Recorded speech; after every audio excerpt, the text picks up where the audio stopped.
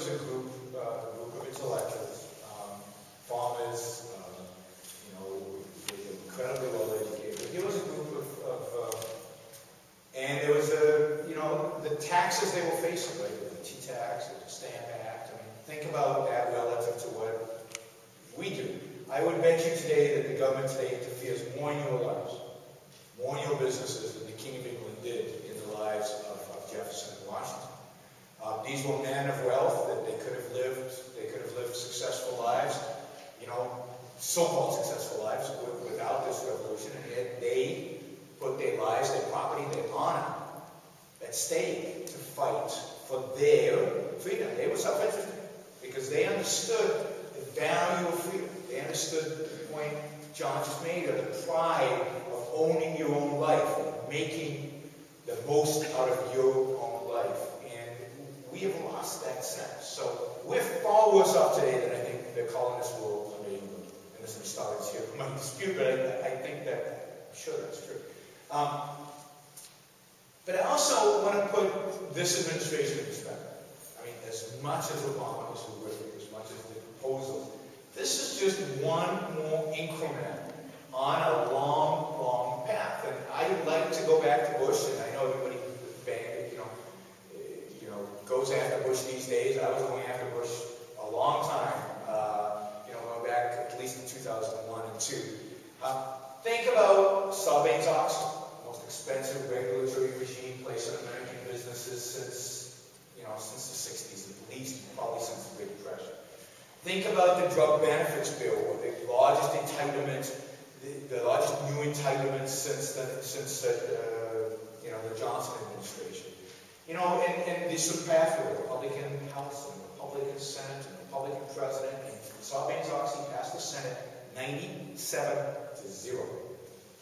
Not a single Republican voted against it. So we're talking about, here's a guy who was voted on a leftist agenda. I mean, he's doing what the people, many people who wanted him elected, wanted him to. And he's moving it more. He's moving it, maybe moving it faster than others have. But this is a long-term trend. What do we need to do? Well, we need a revolution. We do certainly need a revolution. We're not going to take up arms. We get crushed right now. They have nukes,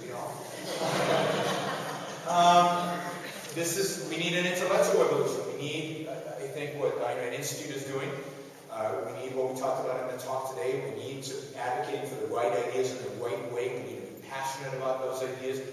We need to be educating our high schools, universities. And, BB&T does a phenomenal job in bringing these ideas into universities. That's the kind of revolution we need. An ideological revolution. It takes time. There are shortcuts.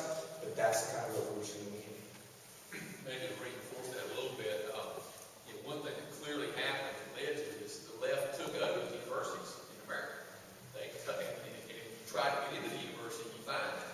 And then there's a token amount of free market individual rights, it's maybe 5% of the faculty, maybe 10% of the faculty. And one thing we've got to do is retake over the universities. And we can't do that because we do have the financial resources, and we also have the moral high ground. As Yaron mentioned, BB&T has over 50 programs in the moral foundations of capitalism at most of the major universities in the Southeast now. And we've had great success. We get great feedback from the students because a lot of students get that there's, the good news about it all. People are getting how dangerous some of these policies are. But we just need a lot more programs. We need a lot more business involved. It's stunning to me how many business people get money to university for things that they would absolutely not really agree with if they understood what was involved. Really, it's a little scary.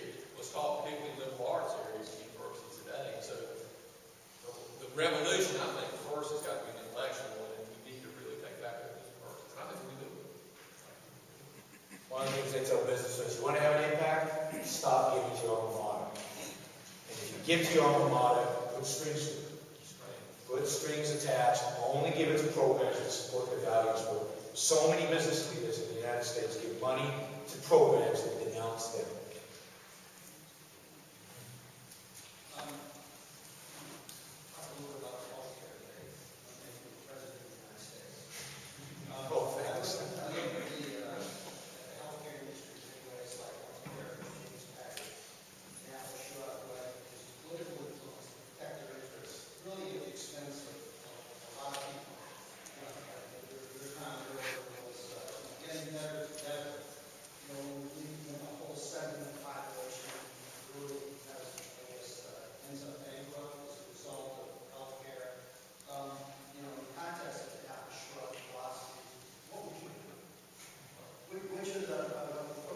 it's actually not hard. It's not hard. Free markets work. They work on a win-win basis to create value. Costs go down in free markets, quality goes up in free markets. Innovation increases in free markets. The solution to healthcare is to bring free markets. Healthcare, again, I get this question primarily in Europe because they don't know much about the U.S. health system. They tell me, free markets failed in healthcare. Look at America, right? You're failing, and it's an example of free markets. Well, 50 cents of every dollar that's spent on healthcare in the United States is spent by the government. 50 cents, half of all the dollars. Now, what happens when the government gets into anything? What happens to cost? When they buy hammers, how much do they pay versus how much you pay? When they buy, everything, toilet paper, they pay much. They drive the cost up. Whenever they get into an industry and they buy up a lot of that service, they drive the cost up. There's just no way around it. And quality goes down because they don't care about the healthcare you get. The only person who cares about the healthcare you get is you and your doctor. The bureaucrat doesn't care. He wants to cut costs and so on. Right? So, what's the solution to healthcare? The solution to healthcare is freed up. And there are a number of quick, easy ways that you can do it right now. Equate the tax benefit that businesses and individuals get from healthcare. It makes absolutely no sense that if a business buys a health insurance policy, it gets it deducted from taxes, but if I buy it, I can't deduct it from taxes. Equate those. Make it so that we as individuals have an incentive to buy our own insurance policy. Shop. We pay, therefore it's out of pocket. We start paying, and therefore we consume only what we need, what we want, not, whatever the doctor feels like charging the insurance company.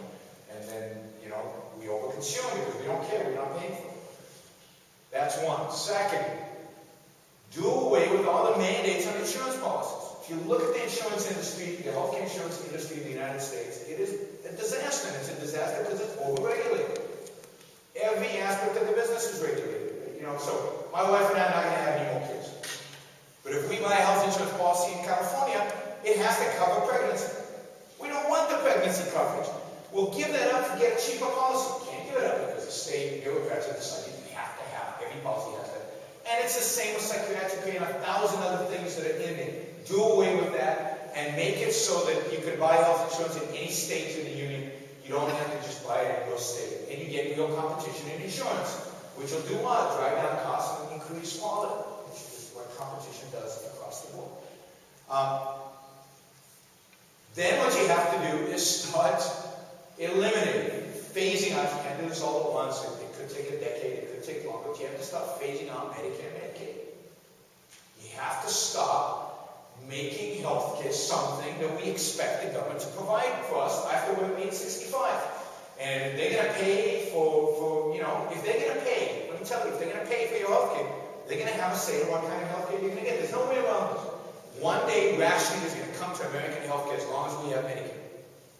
Because they're paying, the bureaucrats are paying, and they've got a budget, and if you're exceeding the budget, they're going to want to cut you off. There's just no way around it. We have to get rid of Medicare and let seniors buy health insurance. Or save money so that you have money when you retire to pay for your own health care. How do we ration cars in this country? Well, we buy the car we can afford it.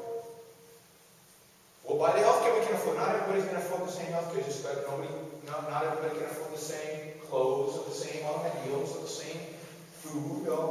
We have different levels based on how much wealth you created. If you have a lot of money, you can get gold-plated, whatever. And if you don't, you don't. So that's the solution. There are a lot of little steps that you have to take in order to get there. The principle is this: freedom works. And whenever the state gets involved,